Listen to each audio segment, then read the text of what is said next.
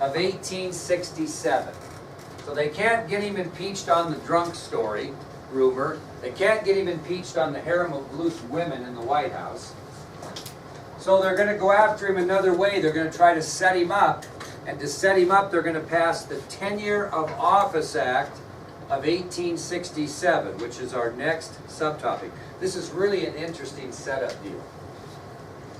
So they got to get him to do something illegal, don't they?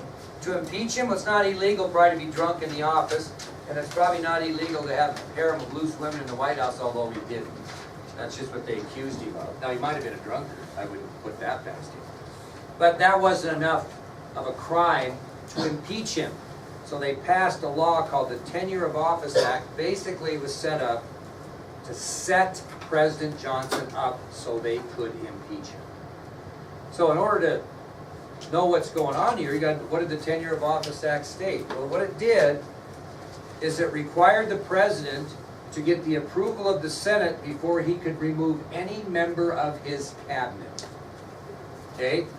So the Tenure of Office Act stated that in order for a president to remove anyone from his cabinet, he would have to get approval from the Senate.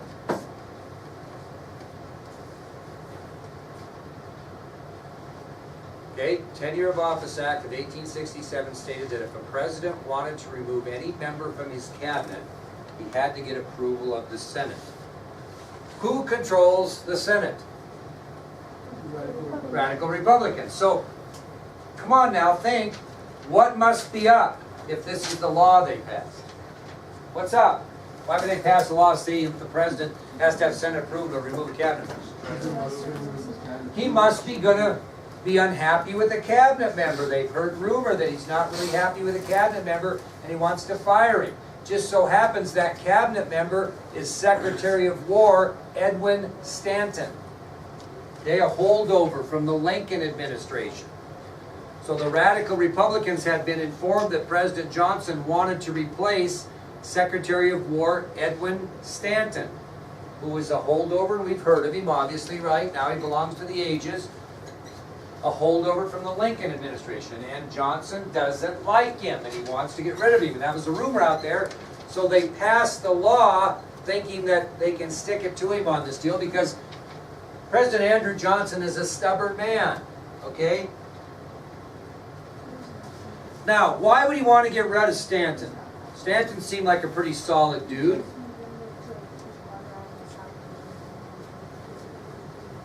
Partially, and who always had the ear of Edwin Stanton? Who always got their information from Edwin Stanton? Anything that happened in the White House, Edwin Stanton went and told who? The Radical Republicans. And Johnson found out about that disloyalty, and he said, you know what? I don't want this guy. Stanton had been very disloyal to President Johnson. He was basically serving as a spy for the Radical Republicans, reporting the president's every single move back to them. Well, if you were President Johnson, would you like that? Okay, that'd be kind of like a head coach in a sport, and the assistant that actually was the assistant from the coach that resigned before, or whatever, began to backstab. And the coach certainly would want the assistant gone. Well, that's kind of where it was. Well, Johnson was a stubborn son of a gun, and when they passed the Tenure of Office Act, do you think he's stupid enough to not figure out what's going on? He's very much so. So in most instances, if you wanted to stay as president and not have a hassle, what would you do? Just back off and get through Stanton, right? Not Andrew Johnson. When he heard about this plan by the Radical Republicans when they passed the Tenure of Office Act, he was even more determined to fire Stanton than he was before. And people get like that, don't you? Don't people get their hackles up? Pride gets in the way. So when President Johnson finds out about the plan of the Radical Republicans, he's more than determined to fire Stanton. He doesn't even believe that the Tenure of Office Act is even constitutional. And he might be right, actually, right? So because he doesn't think the act's constitutional, what does he do in February of 1868? To the Supreme Court? No, he ain't going to mess with that. What's he doing February 68? Because he doesn't think the law is constitutional. He fires Stanton, just fires him. He didn't ask the Senate. Just fired him. So Johnson believes the Tenure of Office Act is unconstitutional, so he has no problem, and he fires Edwin Stanton as Secretary of War in February of 1868. And what are the radical Republicans going to do now? They're going to use this against him to do what? Impeach him. Okay? He's fallen into the trap. This is exactly what the radical Republicans were waiting for so they could justify the impeachment of President Johnson. And as soon as he fired Stanton, he was impeached by the House of Representatives, accusing him of committing high crimes and misdemeanors because he broke the law when he didn't get the Senate's approval to fire Stanton. They just set him up, and he was too hard-headed to figure it out, or evidently didn't care. I mean, you can look at it lots of different ways. But he thought it was unconstitutional. He obviously vetoed the act, and so he fired Stanton anyway, and as soon as he fired him, Johnson was impeached by the House, who accused him of committing high crimes and misdemeanors. So now he's going to have an impeachment trial in front of who? The entire United States Senate. Now, here's how this works. We have all these senators, and they'll get done with this trial, and then they'll vote guilty or not guilty, and if 2/3 majority of the Senate votes one way or the other, that's the way it'll be. It takes 2/3 majority. Now, the person that's going to preside over the trial, the judge, so to speak, is going to be the Chief Justice of the Supreme Court at the time, Salmon P. Chase.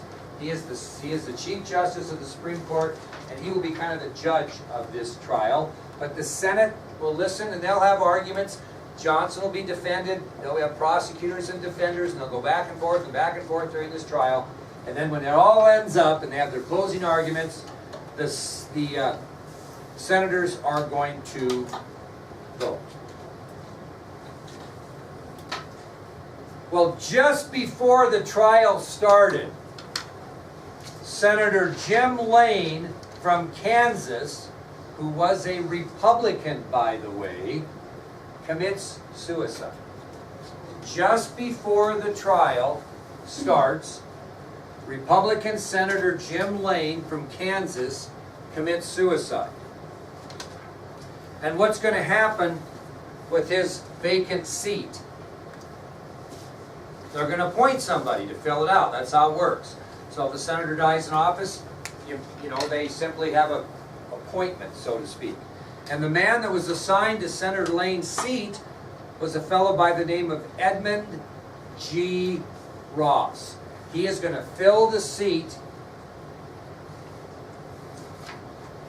from Senator Jim Lane from Kansas, who's a Republican. And so what do you think Edmund G. Ross is? He's a Republican also, because they filled the seat, okay? So the state fills the seat, and they fill it with another Republican, Edmund G. Ross. Well, the impeachment trial by the Senate ensued, and when the trial ended, members of the Senate were asked to cast their vote of guilty or not guilty. And they vote and vote and vote and vote, and pretty soon they get to the end, and they need one more vote to kick Johnson out of office. And there's only one more senator left to vote. That's how close this is. So this senator, whichever way this senator votes, is going to make the difference. Guess who the poor son of a gun is that has to make that vote? Edmund G. Ross. Comes down to Edmund G. Ross, who's a Republican, appointed by the Republican state of Kansas. Now, if you're the radical Republicans, what do you think's going to happen right here? I think you got it. Absolutely. I mean, we handpicked this guy, right? So, Edmund G. Ross stood on the floor of the Senate under tremendous pressure and casts the deciding vote not guilty. He votes his conscience not guilty. Can you imagine the reaction by the radical Republicans? So, as a result of Senator Ross's deciding vote, President Johnson remains in office until the end of his term, his political career saved. On the other side of the Senator Ross vote, his political career ended with the words, "not guilty." Okay? I thought Johnson was impeached. He was impeached, but he wasn't And then they tried convicted. it. Oh. Yeah. Now, after serving out the remainder of Senator Jim Lane's term in office, Edmund G. Ross moves back to Kansas. He lives out the rest of his life in obscurity and dies in 1907. Now, this is what I think is great. So we look at him that way. 1956, 55, 56. Almost 100 years later, Senator John F. Kennedy from Massachusetts writes a Pulitzer Prize winning book entitled Profiles in Courage. Wins the Pulitzer Prize. Gets him in the spotlight to become a United States president. He makes him very popular. Okay? He wrote about 8 courageous Americans in history. 8 men that said things or did things that were courageous. John Quincy Adams, Daniel Webster, Thomas Hart Benton, Sam Houston, Lucius Lamar, George Norris, Robert A. Kraft, and Edmund G. Ross. Okay, and I want to read kind of a quick quote from this book before the bell rings. This is part of the book. This is what Kennedy wrote about Ross. He said, "I look down into my open grave. In a lonely grave, forgotten and unknown, lies the man who saved a president, and who was, as a result, may well have preserved for ourselves and prosperity constitutional government in this United States forever. The man who performed in 1868 what one historian has called the most heroic act in American history, incomparable, more difficult than any deed of valor upon the field of battle, but a United States Senator whose name no one recalls, Edmund G. Ross of Kansas." John Kennedy thought his act was so courageous. He saved a president. He saved constitutional government in America because this trial was not right and went down in history as an obscure nobody until 1956. Okay? All right, good job, kiddos. We'll see you tomorrow.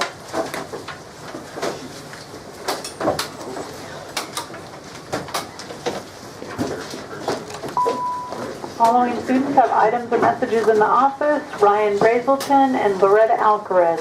Please come to the office.